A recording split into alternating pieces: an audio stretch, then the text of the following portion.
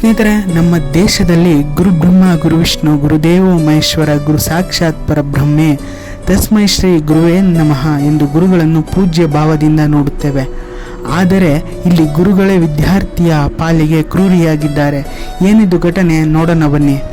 ಆಕೆ ಒಬ್ಬ ಅಸಹಾಯಕ ಹೆಣ್ಣು ಮಗಳು. ಮೂಡುಬಿದಿರೆಯ ಒಂದು ಪ್ರೈವೇಟ್ ಕಾಲೇಜಿನಲ್ಲಿ ಸ್ಟೂಡೆಂಟ್. ತಾಯಿಯಿಂದ ಉಸಿರು ಬರುತ್ತದೆ, ತಂದೆಯಿಂದ ಹೆಸರು ಬರುತ್ತದೆ. ಆದರೆ ಒಬ್ಬ ಗುರುಗಳಿಂದ ಉಸಿರು ಇರೋವರೆಗೂ ಹೆಸರು ಬರೋ ವಿದ್ಯೆ ಬರುತ್ತದೆ ಎಂದು ನಂಬಿದ್ದವಳು. ಅದೇ ಕಾಲೇಜಿನಲ್ಲಿ ಫಿಸಿಕ್ಸ್ ಟೀಚರ್ ಆಗಿ ನರೇಂದ್ರ ಎನ್ನುವ ಕೆಲಸ ಮಾಡುತ್ತಿದ್ದ. ಆತ ಈಕೆಗೆ ಹತ್ತಿರವಾಗಲು ನೋಟ್ಸ್ ಕೊಡುವ ನೆಪದಲ್ಲಿ ಆಕೆಗೆ ಕ್ಲೋಸ್ ಆಗುತ್ತಿದ್ದ. ಹೀಗೆ ಹಲವು ದಿನಗಳು ನಡೆದರೂ ಆಕೆಗೆ ತಿಳಿದಿರಲಿಲ್ಲ. ನಂತರ ಆಕೆ ಆ ಕಾಲೇಜಿನಲ್ಲಿ ಎಜುಕೇಷನ್ ಮುಗಿಸಿ ಬೆಂಗಳೂರಿಗೆ ಇಂಜಿನಿಯರಿಂಗ್ ಡಿಗ್ರಿ ಮಾಡಲು ಬಂದಿರುತ್ತಾಳೆ. ಆದರೆ ಈತ ಆಕೆಯನ್ನು ವಾಟ್ಸಪ್ ಚಾಟಿಂಗ್ ಮುಖಾಂತರ ಇಂಜಿನಿಯರಿಂಗ್ ನೋಟ್ಸ್ ಕೊಡುವ ನೆಪದಲ್ಲಿ ಆಕೆಗೆ ಮೆಸೇಜ್ ಮಾಡುತ್ತಿರುತ್ತಾನೆ. ನಂತರ ಆಕೆಯನ್ನು ಒಂದು ದಿನ ಆತನ ಫ್ರೆಂಡ್ ಅನೂಪ್ ರೂಮ್ಗೆ ಬರಲು ಹೇಳುತ್ತಾನೆ.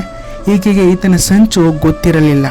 ನಂತರ ಆಕೆಯ ಮೇಲೆ ಬಲಾತ್ಕಾರ ಮಾಡಿ ಆಕೆಯನ್ನು ಈ ವಿಷಯ ಯಾರಿಗಾದರೂ ಹೇಳಿದರೆ ನಿನ್ನ ಎಲ್ಲ ಫೋಟೋ ವಿಡಿಯೋಗಳನ್ನು ಸೋಷಿಯಲ್ ಮೀಡಿಯಾದಲ್ಲಿ ಹಾಕುತ್ತೇನೆ ಎಂದು ಹೆದರಿಸುತ್ತಾನೆ. ಆ ಮುಗ್ಧ ಹುಡುಗಿ ಎಲ್ಲವನ್ನು ಸಹಿಸಿಕೊಳ್ಳಬೇಕಾಯಿತು. ಆಕೆ ನಂಬಿದ್ದ ಗುರುವೇ ಆಕೆಯನ್ನು ಈ ರೀತಿ ಬಳಸಿಕೊಂಡನಲ್ಲ ಎಂದು ಕುಗ್ಗಿ ಹೋದಳು. ನಂತರ ನರೇಂದ್ರ ಈ ನೀಚ ಹೇಯ ಕೃತ್ಯವನ್ನು ತನ್ನ ಸಹೋದ್ಯೋಗಿ ಸಂದೀಪ್ಗೆ ತಿಳಿಸುತ್ತಾನೆ. ಈತ ಅದೇ ಮೂಡುಬಿದಿರೆ ಕಾಲೇಜಿನಲ್ಲಿ ಬಯಾಲಜಿ ಟೀಚರ್. ಈತ ಇದರ ಅಡ್ವಾಂಟೇಜ್ ಪಡೆದುಕೊಂಡು ಆಕೆಯನ್ನು ಕಾಂಟ್ಯಾಕ್ಟ್ ಮಾಡಿ, ನಿನ್ನ ಮತ್ತು ನರೇಂದ್ರ ಎಲ್ಲ ಫೋಟೋ ವಿಡಿಯೋ ನನ್ನ ಬಳಿ ಇದೆ, ನನ್ನ ಜೊತೆ ಸಹಕರಿಸಲಿಲ್ಲವೆಂದರೆ ಇದನ್ನು ಸೋಷಿಯಲ್ ಮೀಡಿಯಾಗಳಲ್ಲಿ ಹಾಕುತ್ತೇನೆ ಎಂದು ಬ್ಲ್ಯಾಕ್ ಮೇಲ್ ಮಾಡುತ್ತೇನೆ. ಅದೇ ಅನೂಪ್ ರೂಮ್ಗೆ ಆಕೆಯನ್ನು ಈತನು ಸಹ ಬಲವಂತದಿಂದ ಕರೆಸಿಕೊಂಡು ಈತನು ಸಹ ಆಕೆಯನ್ನು ಬಲಾತ್ಕಾರ ಮಾಡುತ್ತಾನೆ.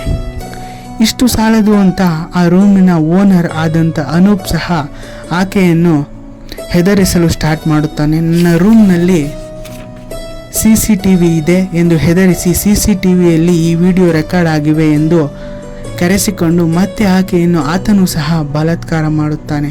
ಆಕೆ ನಾನು ಯಾಕೆ ಆ ಕಾಲೇಜಿಗೆ ಸೇರಿದೆನೋ, ಯಾಕೆ ಈ ಟೀಚರ್ಗಳ ಸಹವಾಸ ಮಾಡಿದೆನೋ ಎಂದು ಪ್ರತಿ ಕ್ಷಣ ಕೊರಗುತ್ತಿದ್ದಳು. ಈ ಮೂವರ ಬ್ಲ್ಯಾಕ್ ಮೇಲ್ ಜಾಸ್ತಿಯಾಗಿ ಆಕೆ ಮಹಿಳಾ ಆಯೋಗಕ್ಕೆ ದೂರು ನೀಡಿದ್ದಾಳೆ.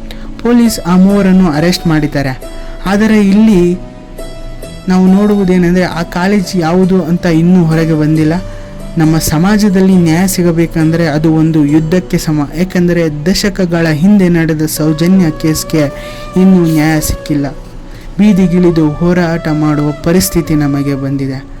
ಆದರೆ ಈ ಒಂದು ದೇಶದಲ್ಲಿ ಬಲಾತ್ಕಾರಕ್ಕೆ ಶಿಕ್ಷೆ ನೇರ ಗಲ್ಲಿಗೆ ಏರಿಸುತ್ತಾರೆ. ಅದು ಯಾವ ದೇಶ ಗೊತ್ತೇ? Saudi Arabia. ಇಂತಹ ಕಾನೂನು ನಮ್ಮ ದೇಶದಲ್ಲಿ ಬರಲಿ ಅಂತ ಆಶಿಸುತ್ತೇನೆ. ಈಕೆಗೆ ನ್ಯಾಯ ಸಿಗಲೆಂದು ಆಶಿಸೋಣ.